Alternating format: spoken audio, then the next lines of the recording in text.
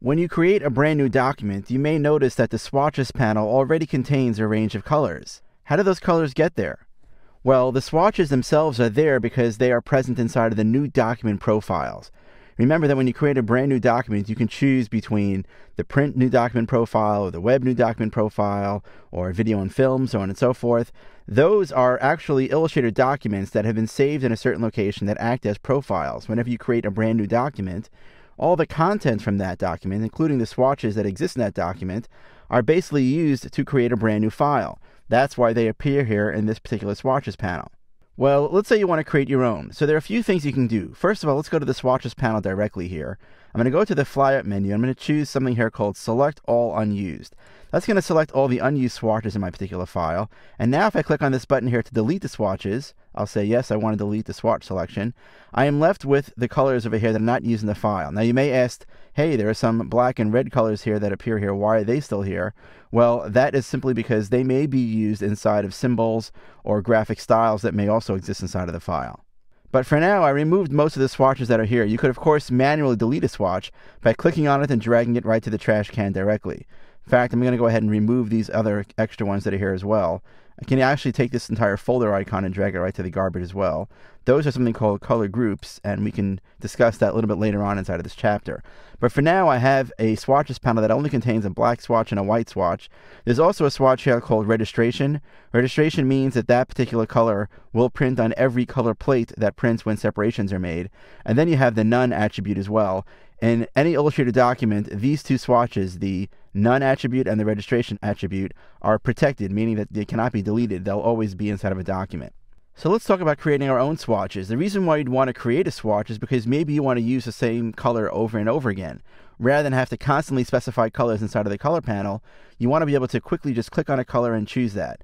By the way, you'll notice that now since I've cleaned out the swatches panel, should you come here to this little fill indicator to try to colorize any particular object, for example, select this object, you notice that right now there are no colors here.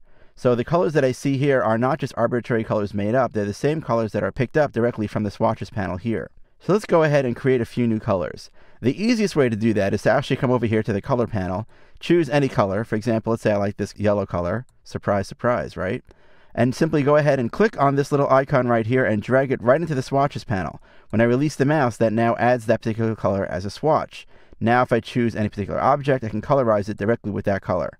You can edit that particular color swatch by double-clicking on it. That brings up something called the Swatch Options dialog box, where I can give it a name.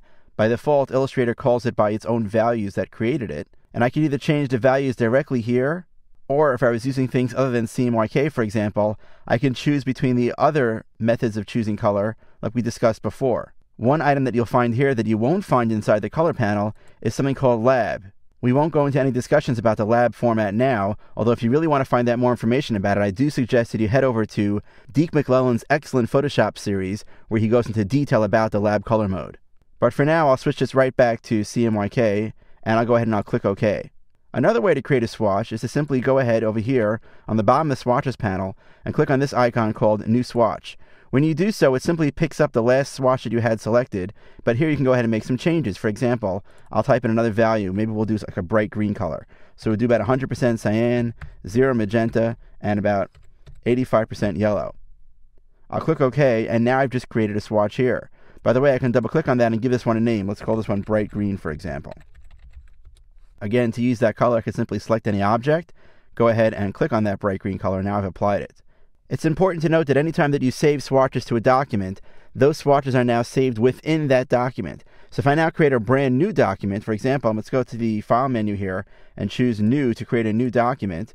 And I'll just choose the regular profile, for example, maybe the web profile. Click OK. I will see now that the swatches that appear here are the swatches that were copied from the web new document profile.